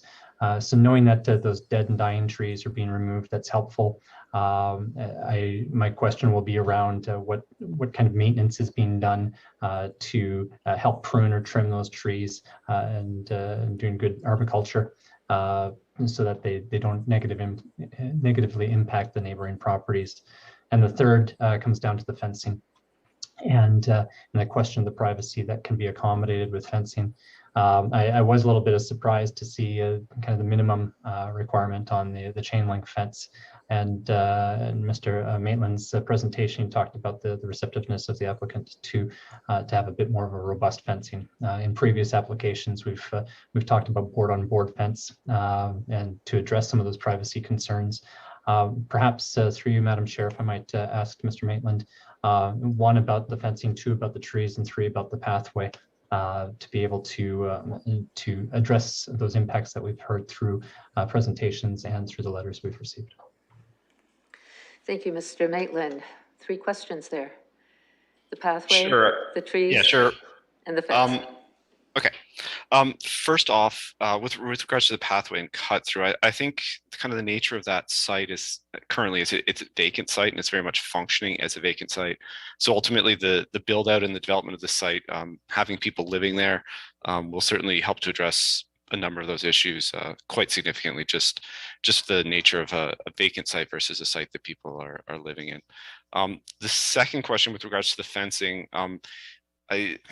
the board-on-board fence is generally our standard. Sometimes it doesn't make sense to have a board-on-board fence provided by the applicant if there is already one on the adjacent property. But we can look to having a board-on-board for the entirety, whether it is the applicants providing it or the existing board-on-board by other property owners adjacent, and that's what we'll look for. And the applicant indicated in our conversation with them last week that was the approach they were intending on taking. With regards to the maintenance of trees, in association with the site plan application, what we would do is we would look to have dead trees removed prior to anyone entering for safety. So those are the first things that we would address. Otherwise, maintenance, it is just general tree protection bylaw stuff that I'm not an expert into. If the councillor has something more specific that perhaps I missed in this, I'd welcome a second question follow-up if that's necessary. Councillor Turner, the maintenance question. Yeah, no, thank you. For clarification, the site at Sylvan Street has some connection into Percy Street, and I think Mr. Maitland's correct that once it's developed out, that might mitigate it, except it's a multi-use building or a multi-residential building, so it's not as it wouldn't be as inhibiting as if it were a single-family residential, because it's just that much more difficult to kind of figure out. People will feel a little more free to traverse between those. But I think the board-on-board fence, as long as it's secure and there aren't gaps in the enclosure, would help to address that movement. And I think that's mostly what the neighbors are looking for, just to make sure that there's not access into to the adjacent parking lots of the multi-use, multi-residential buildings next door. In terms of the trees, it's just a question of ensuring that as part of the site conditioning, that any of the dead or damaged branches that are falling off into the neighboring properties are addressed as they prep the site for development and on an ongoing basis. So those would be just the concerns, just making sure that they're in good maintained form and that we're a good neighbor to the residents within the neighborhood. Thank you for your comments. Mr. Mayor. Thank you, Chair. Through you, I just first want to comment on Mr. Swark's presentation. I was quite moved by the concerns he raised, and I think they're genuine. And since this is this will be resolved at site plan, I'd like to support the board on board, the wooden fencing, which provides, I think, safety and security, privacy. And so my question to staff is this, and I should know what the maximum height of a fence is allowed to be. I thought it was 5 feet, could be 6. Firstly, can you just clarify what that is, please? Through the chair, a 6-foot fence is the standard requirement that we ask for. There he is. And so what I'm wondering is, well, in addition, is there something along the lines of you know that we'll do this sometimes in properties where an extra foot with lattice on top of whatever the height is that something that's in the world of the possible? I know that isn't what it does is it adds obviously another foot of wooden space, but I think whether it's someone looking to leap a wall or a fence in a single bound, it's not going to happen. But still, would there be some consideration in site plan too, that if neighbors are requesting that perhaps an extra foot of lattice fence could be put in as well? I don't know if that's aesthetic or whether that's something that can be dealt with at site plan, but I just wonder if you could comment on that. Yes, through the chair. We do have room within the fence bylaw to go to 2.1 meters for the fence.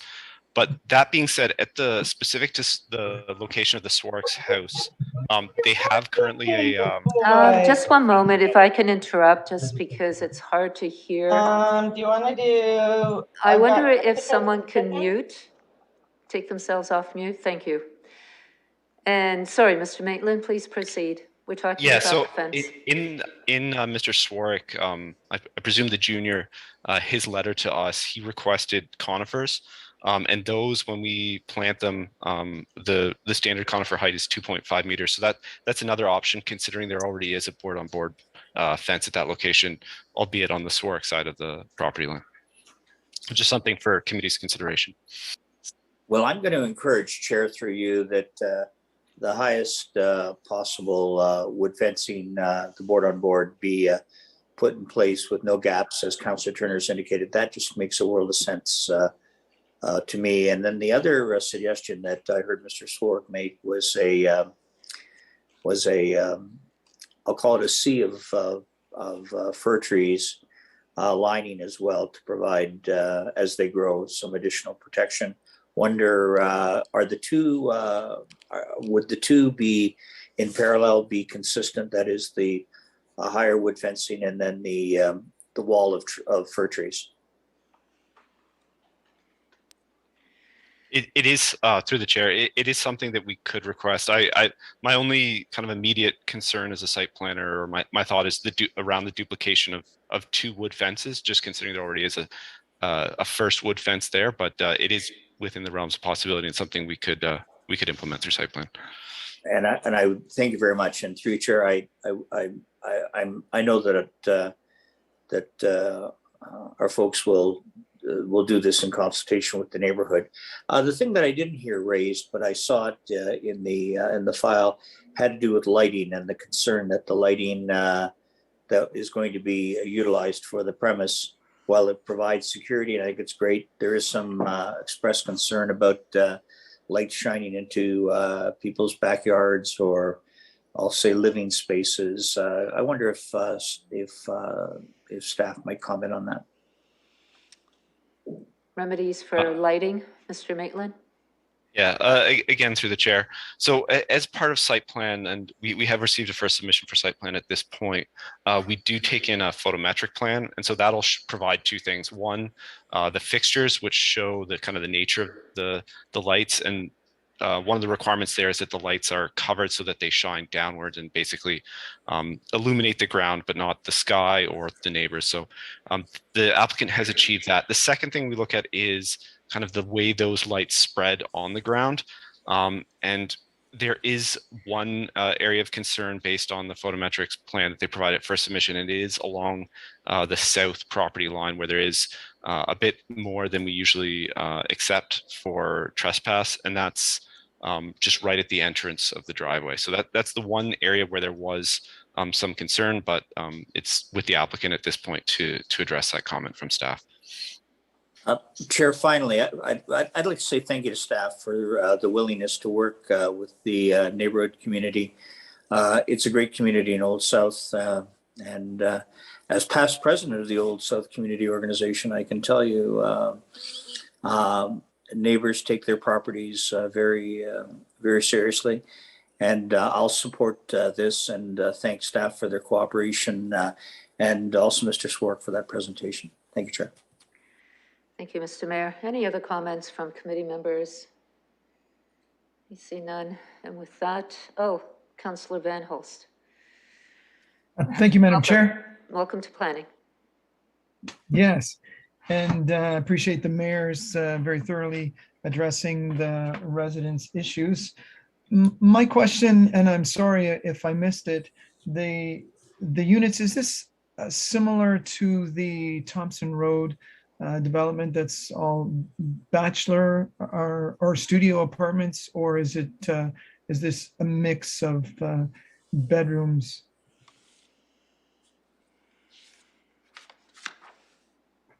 If I can go to staff on this one, this is the 3-story, 42 units of affordable housing.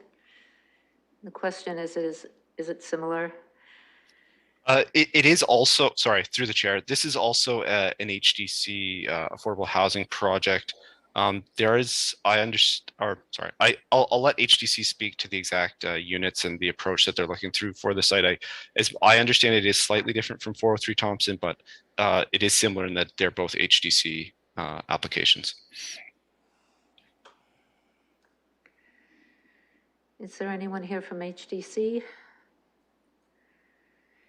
Madam Chair, there isn't anyone available to speak from HDC, but I'm just going by the proposal, and it is for 1-bedroom units with a minimum of 41 square meters on floor area, which was dealt with through the zoning application. So as Mr. Maitland said, it is very similar to the Thompson Road application. Mr. Van Holst, or Councillor Van Holst, sorry. Thank you, Madam Chair. That answered my question. Okay, and with that, we do have a motion and a seconder.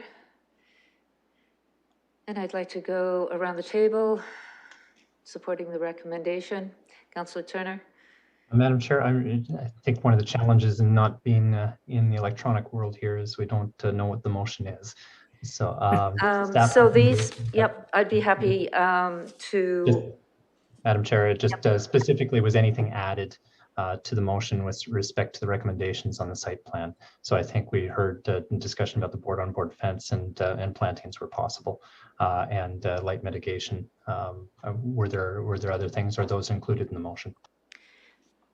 They are included in the motion. I have not seen it because I'm not on eScribe either, but I'm getting a lot of nodding from the clerk here. So it is included, and if that is satisfactory, or would you prefer, Councillor, if we received an email of the motion, would that be helpful? I'm satisfied. We've recorded it here and for posterity. I just wanted to make sure that what those recommendations that we were moving forward were, because we weren't able to see them. Mr. Maitland has his hand up too, so perhaps before we do go to that, he might be able to lend some clarity. Yes, Mr. Maitland. Yes, thanks through the chair. With regards to Councillor Van Holst's comment about the nature of the units, the proposals for 41 bedrooms and 2 2-bedrooms, and I'd like to thank HDC and City Housing staff for sending me an email to clear that up right on cue. Thank you. I wonder before we do the vote, if I could go to the clerk just to give clarity to what we are adding to the motion. Thank you, Madam Chair. This is an approval authority recommendation, so all of the concerns that were raised at the public participation meeting are included in the council recommendation. Thank you for that. So the recommendation stands that this information will be taken back and used through the site plan process. And with that, I'd like to see if we can go around the table. Councillor Turner, supporting the recommendation. Councillor Hillier. Yes. Mr. Mayor. Yes. Councillor Lewis. Yes. Councillor Lehman. Yeah. And I vote yay. Closing the vote, the motion carries 6-0. Thank you. And moving on now to number 4, which items are for direction. 4.1 is the secondary plan for Meadow Lily Road area. And this is correspondence that we have received from Friends of Meadow Lily Woods Communication, our community association. Sorry about that. There is a request in the correspondence. Don't know if committee members will allow me. I can go to staff to get staff's comment on the correspondence. I see some nodding. So if I could just go to staff for their comments. Thank you, Madam Chair. It's Greg Barrett speaking. I'm just trying to actually pull up the agenda there as well. So I've got the comments in front of me. With respect to the request that we undertake a secondary plan, this matter has, I think, been raised numerous times as we've been going through the planning process within this area and as the applications have been coming forward to you. In the communication, they note that a lot of work is being done and has been done.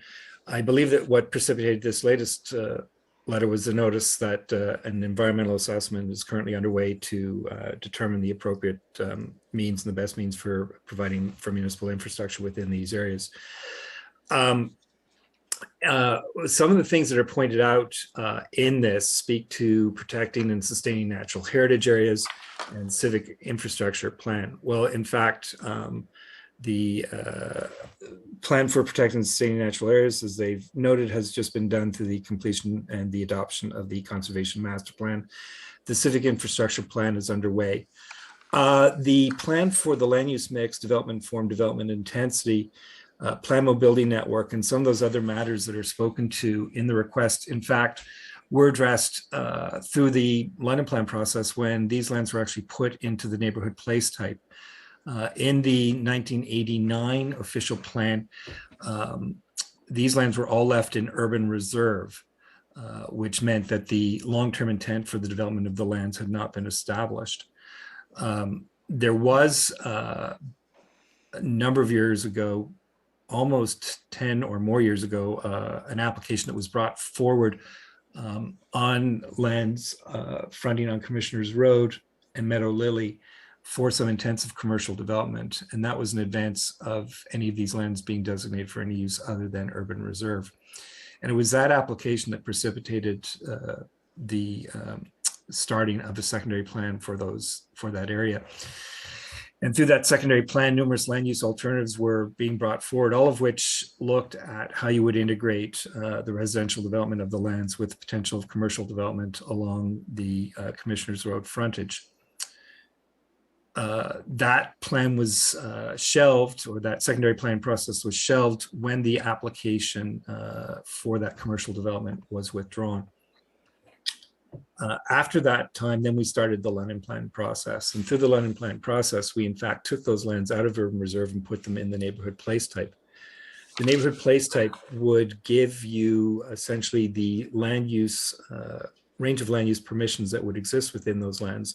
And as well as the committee and council are aware, the land use or the London plan also, particularly in the neighborhood's place type, speaks to the level of intensity that would be provided within the neighborhood's place type based on the road classification that exists.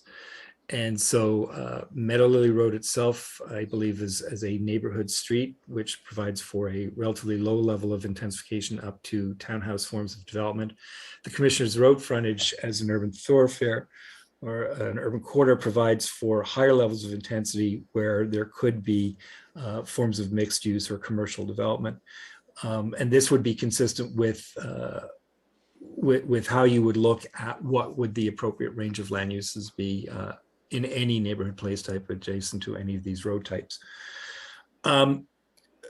Quite honestly, there is perhaps one outstanding issue that's not been fully addressed through all the work that's been done within the area.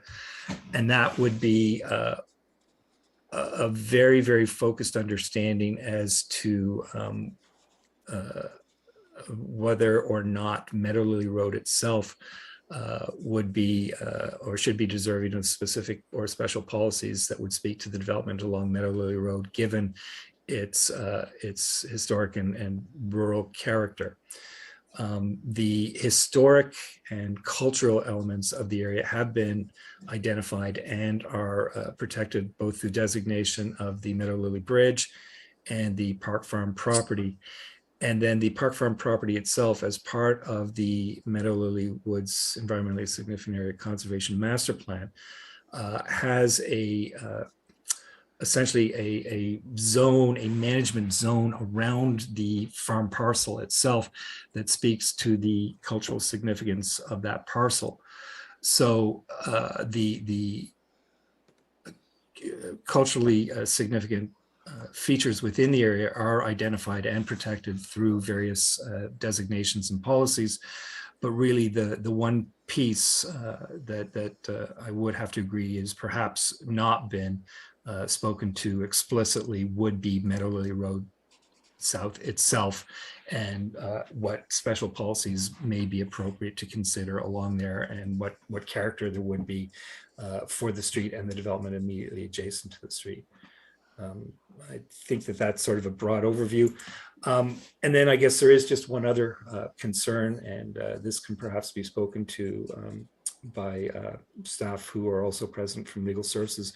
But I would identify that that this organization is an appellant to an active appeal that exists on lands within these areas. So we certainly would not be suggesting or recommending that council start undertaking any work at this time that's coming forward as a request from an appellant on a council decision. Thank you, Mr. Barrett. And for the public who are watching, the request is from the Friends of Meadow Lily Woods Community Association to initiate a city-led secondary plan. I will go to Councillor Hillier. Thank you very much. I was quite vocal about this before, and I will temper it down a lot this time. I do consider this a very special area, and I think it's one of those little areas that slept through the cracks. And I would like to move motion 3 on East Drive to request initiate a city-led secondary plan for all lands within the study area of Meadow Lily Road environmental assessment and servicing study. That's option 3 on East Drive. I'm not on East Scribe, but the motion is, you're putting forward a motion, Councillor Hillier? Yes. And it is to move forward with a secondary plan. Councillor Lewis is second. Civic Administration be requested to initiate a city-led secondary plan for all lands within the study area for the Meadow Lily Roads environmentally assessment. Okay, so we have a motion on the floor. And just for my own information, when it comes to process, this is a letter that we've received, and I would like to just confirm that the process that usually we undertake when we receive communication, I always assume there's usually a delegation request that goes along with the correspondence, so that there's that opportunity. I know we've got a motion on the floor, but I did want to make sure committee members realize there is a process that we can receive, take no action, or ask for a delegation. So I just want to put that out there. Comments from committee members? Councillor Lewis. Thank you, Madam Chair. And to not, I don't want to dispute process with you. I don't think that a delegation is something that is actually necessarily part of the process, but that's certainly in the future, I would expect that they might want to make delegation status. But you know what, the reason I'm seconding this is we've already seen some challenges in this area, as Councillor Hillier alluded to, and I'm not going to reiterate that decision. It's been made. But we did hear very clearly from Mr. Barrett that there is a piece missing. And given the development pressures that this area has been seeing, to me, it's an if not now, when, and is that when going to be too late? Yes, there's an organization that has an appeal going in on a council decision, and that's fine. The LPAT will pursue that. Oh, they're not LPAT. Yeah, they are LPAT now. almost started to refer to them as the OMB again. They will, render a decision on that as they see fit. But to me, the fact that there is a piece missing, that we've just heard from our Director of Planning, that there's a piece missing, as long as that piece is missing, more applications can come forward. More tough decisions about, do we use the neighborhood place type or do we use the secondary plan, will come forward because of the development pressures we're seeing. And when we're talking about an area like Meadow Lily Road South and the environmentally significant area around it, once those lands are gone, they're gone forever. Once you lose an environmentally significant area, or you start to see it slowly eroded by the land uses around it, you don't get that space back. So I am absolutely in favor of initiating a secondary plan for this area. I think we heard there very clearly, there's a piece missing, and what the secondary plan process will do is let the discussion around what that piece should look like to fill in the future planning for this area is what we will get out of that. So thank you to Councillor Hillier for bringing this forward, and it'll have my full support. Councillor Turner. I think His Worship has his hand up before me. Oh, I'm sorry, I did not see that. Mr. Mayor? Yeah, thanks very much. I'd like to come back to Mr. Barrett's comment. It sounded like he was not recommending that we proceed with any of the suggestions that came in that, I'll say, thoughtfully worded letter as a result of the case in front of LPAT. Now, I just Mr. Mayor, you've got some static on your mic there. I'm sorry. I'll try to avoid the static. So here's my question then to Mr. Barrett, and it is this: he made specific, I believe, to not proceed with any of the any other action at this point by virtue of the I believe because of the LPAT challenge. And so I just wonder if he might augment his comments on that. I'm not concerned about another application coming forward. I mean, council can deal with that as it sees fit. So that's less my concern than it is respecting our processes as well. So I wonder, could I ask through you, Chair, for Mr. Barrett to comment on that, please? Could you be a bit specific for my sake? Yeah, thank you. I thought I heard Mr. Barrett suggest that as much as council can, a committee can make the recommendation it chooses. I thought I heard Mr. Barrett suggest that this was, from his perspective, not in order. So by virtue of the challenge that's been put, I believe, by this group, Friends of Meadow Lily, in challenging the last council decision. So if I misunderstood that, perhaps Mr. Barrett can clarify. Thank you, through the chair. Yeah, the reason why I mentioned that is it does speak somewhat to the order I believe that the chair was speaking to on something like this. Normally something like this, if it was to come in, would be asked would be directed to staff for us to come back to with some comment or some recommendation on this. What I was just trying to advise you now is that as part of a comeback on this, and because this is something that is live at this point, is that there is an appeal on these lands. These folks are appellants within this area. And so what my suggestion to you would be is that it would not perhaps be appropriate for council to be asking staff to undertake or start to initiate a planning process in an area where there is an appeal that addresses some of these concerns with respect to what's going on in the area. I also though want to just pick up on something that Councillor Lewis mentioned. The Conservation Master Plan has just been done, just completed, and just endorsed and adopted by this council. The full extent of the ecologically sensitive and environmentally significant area has been identified.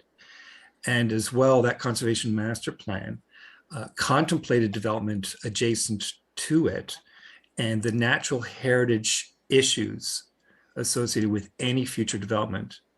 The parameters have already been established, and there would be nothing that would come out of a secondary planning process that could actually add or augment to that, because in fact, the degree of work that's been done, ecological and environmental, within a conservation master plan is well beyond what we would do for environmental work that would be associated through a secondary planning process. So there is no change that would be anticipated to the ecological or environmental conditions, nor any change to what development would have to do to mitigate any proposed development adjacent to those environmental limits. So I just wanted to ensure that the committee was aware of that.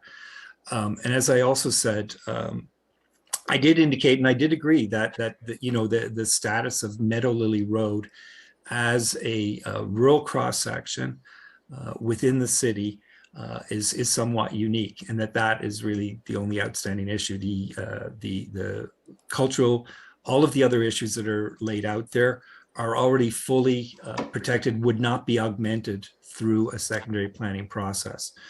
And certainly if it was council's direction, certainly, we could look at whether or not it would be appropriate to look at special policies that might be put in place to address how development might respect or occur adjacent to that Meadow Lily Road South. Is certainly something that could be done, but I would suggest to you that that doesn't need to be done within the context of a secondary plan. That is certainly going to not provide council with any more direction as it relates to the preservation of heritage, identified heritage resources in the area, or identified ecological and environmental resources within the area. You won't get any more direction than what you already have through that work that's been done.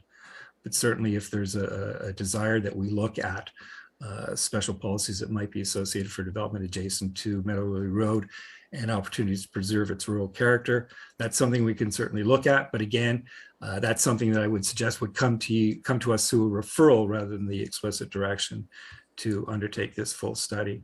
The only other thing that I would add to that is that I'm not too sure, quite honestly, as we go through that process, given what the demands might be associated with development along that road, the degree to how that character could be maintained when you couple the needs for infrastructure and rural urban servicing with that, but it's certainly something that we could look at through the process. So certainly something that's more scoped that we could look at could be appropriate. I would also though remind the committee that for applications that are already in and decisions that have already been made, any change in these policies would not apply in those instances. So it would only apply to the remaining parcels that are along that streetscape. So Chair, thank you, Mr. Barrett. So Chair, I appreciate the spirit of Councillor Hillier's comments here. I'm not sure that that this is the process based on what staff have indicated to get us to where we need to get to. And I'm also concerned about a precedent where an appellant who is the author of the letter has challenged our council decision. That's fine, but it just seems that we have a practice, I think, in some circumstances that when, and perhaps in all, that when something is put in front of the tribunal for consideration by an appellant, that this particular motion referred by Councillor Hillier may not be appropriate. And again, it may well be in the future, but I do think that there's a better process to get where we need to get to. I know that Councillor Turner is going to speak, and perhaps he might share his thoughts on it with his experience on planning, but I've got some concerns about approving that tonight. Thank you. Thank you, Mr. Mayor. Councillor Turner. Thanks, Madam Chair. I'm glad Mr. Barrett and the mayor had a chance to speak there. I'll try not to duplicate too much. This is a parcel that has a strong emotional connection to the neighborhood, and it's an important component of our natural heritage system and our community. And so I think it's quite appropriate that we take measures to ensure its preservation and its development in proper course. What you've heard from Mr. Barrett is that we've done most of that. The question, and my question was going to be for Mr. Barrett, what tools could we use outside of a secondary plan that could address the Meadow Lily Road in specific? And I was thinking about special area policies or something along those lines, and he addressed that. The natural heritage system is well delineated. A lot of work and a lot of time and a lot of stakeholders were involved in identifying that, for identifying where development could occur and where it could not occur. So any inference that that wouldn't happen isn't correct. It's well protected and well identified. So really the last question in it is what happens with Meadow Lily Road as it gets developed. And there are a couple of good questions in there, but a secondary plan is not the appropriate mechanism to go through that. I think there's a lot of hangover from the application and the question of what was ultimately decided there. The Ontario Lands Tribunal will make the decision on that at the end of the day. And so I think probably the appropriate course at this time, allow that to continue its course. Let's get that back at the appropriate time. Then we can ask staff for options for how to address the evolution of development on Meadow Lily and all those amenities and questions that are brought up in the letter. But at this point, I think the motion that's being proposed here it would not be appropriate. Thank you, Councillor Turner. Any other comments? Councillor Lehman. Thank you. And I did not support the development on this this road, and I think it is a special area, as Councillor Turner had mentioned. However, I recognize the process, and from Mr. Barrett's comments, a secondary plan would not add any more protection than it's already there, and would create more work for staff. I appreciate that as well.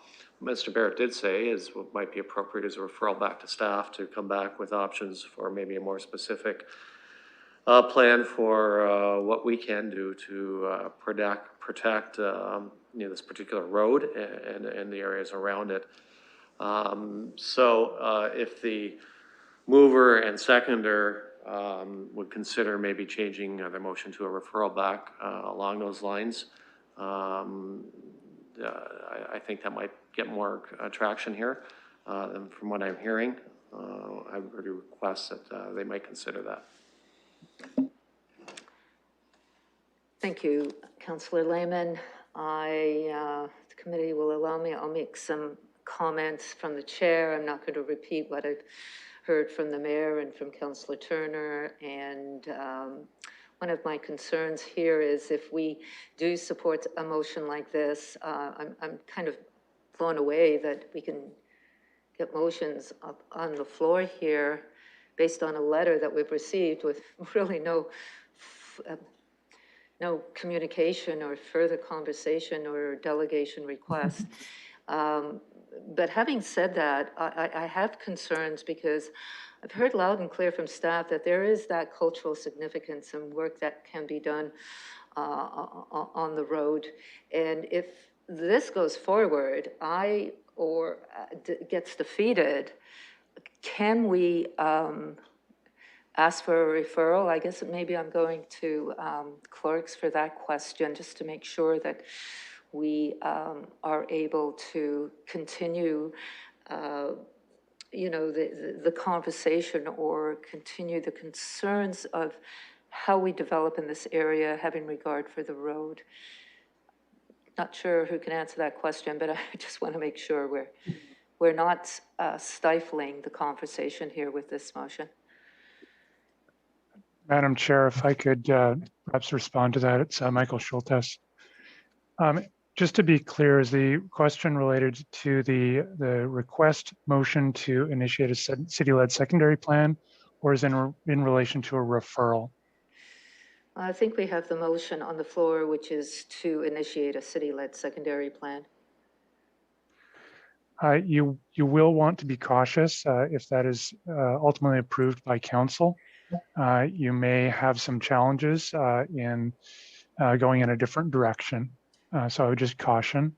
However, if it's a referral, then that would be sent to staff. And of course, at that point, then motions arising out of the report back, those are the ones that you would be dealing with at council.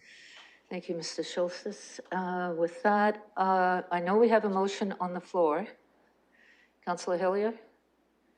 Well, listening to the discussion, I think I would like to amend my motion to support a referral to staff for development of these special areas, these special ESA areas. I'm just trying to think of the words for it. Councillor Lewis? Thank you, Madam Chair. If I can assist maybe, and certainly as the seconder, I'd be happy to support that as well. That the communication be referred to Civic Administration for review and for consideration in the development of special area policies for Meadow Lily Road South to be reported back to PEC at a future meeting.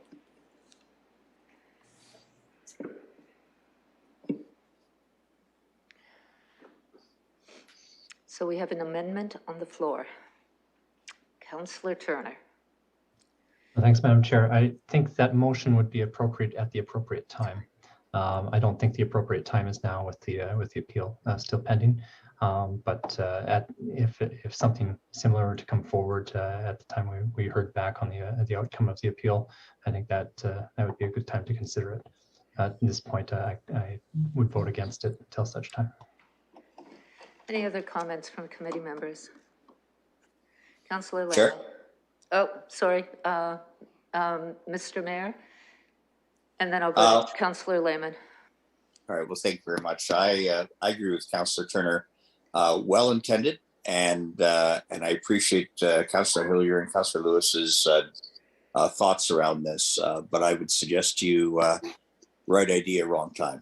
And so based on that and with deep respect, I am going to vote against it. Councillor Lehman. Thank you. My only concern here is Mr. Barrett stated it. If we had changes in policy, any planning or any applications that have already come through would not be subject to those changes in our policy. So I'm not too sure when LPAT would be coming back with decisions on this, and I would be discouraged if I saw something come to our planning department, an application that would skirt our intentions here tonight. So I will support the motion.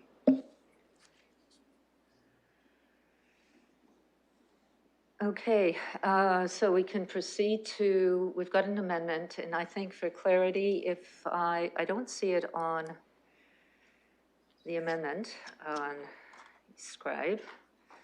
If I can go to the clerks, before I do that, Councillor Turner. Yeah, Madam Chair, I don't think it's an amendment. I think it was a withdrawal and a reintroduction.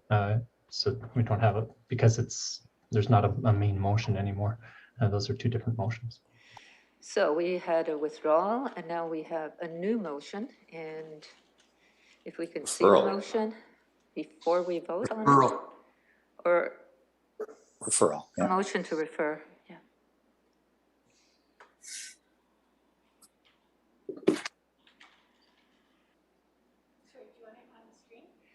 Yes, I think it's good for us to see what we're voting on.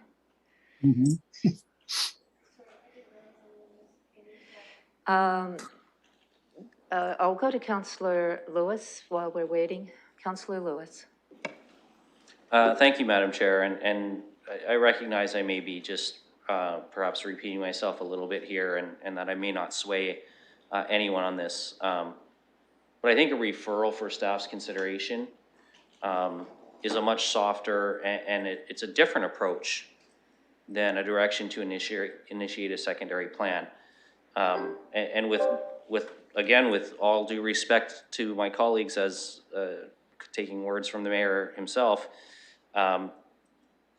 if not now, when? When this appeal is settled at LPAT, if there's another one, are we going to wait again for special area policies? And then another appeal comes forward and we're going to wait again. At some point, a referral to staff actually has no motion on here yet other than to refer it to them for consideration, and then they would have to report back and bring something to us. And at that point, we might be making a decision that perhaps would have an impact, on an appeal. But if we don't do this, and that's the question that I ask colleagues who aren't sure that they should be supporting this, is when? Till this appeal's over, but then there's another one in the queue. At some point, a decision has to be made here whether we're going to look at having staff potentially bring forward some special area policies. And so I encourage you to support this. We will send it off to Mr. Barrett and his team. At some point, they will come back to us with a report, which will have some recommendations, and then at that point, we'll be at a decision-making point. But I hope you'll let them do the work to address the concerns that we're hearing from the community on this, and not postpone that until it's too late. Thank you, Councillor Lewis. And there is the motion that the communication be referred to the Civic Administration for review and to prepare special area policies for ESAs and to report back at a future meeting of the Planning and Environment Committee. Councillor Lewis. Sorry, I think that the intent of Councillor Hillier and myself, and if I'm wrong, Councillor Hillier can correct me on this, but I think it is to prepare special area policies for the Meadow Lily Road South area. The ESA is not actually part of Meadow Lily Road South. It is an adjacent area, but I think that's the intent. Yep. Okay, as we make a change to that, I think the clerk has that information. If I can just make a comment here from the chair, I appreciate the concerns and the importance of this area to the community, without a doubt. But I do not think there is this rush to make a decision right away when it comes to the special area policies. There's always opportunities to do that. But given that there is an appeal in this area, to me, it is not the appropriate time. There are opportunities that exist, and I think it's important that we look at other opportunities, but will not be supporting the referral back.